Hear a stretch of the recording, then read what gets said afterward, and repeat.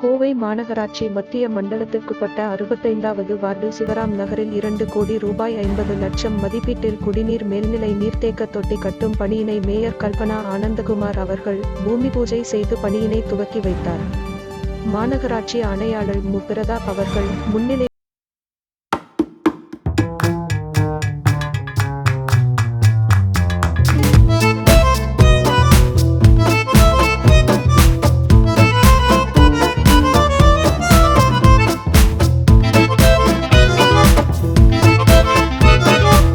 நிர்வாகிகள் தேன்னா ஆறுமுகம், முத்துக்குமார், மலேசியா சந்திரகுமார், நாகராஜ், செந்தில், மூர்த்தி, பாபு, பாஸ்கர், லட்சுமி, கவிதா, கவுசல்யா மற்றும் மாநகராட்சி அதிகாரிகள், பொதுமக்கள் உட்பட ஏராளமானோர் கலந்து கொண்டனர்.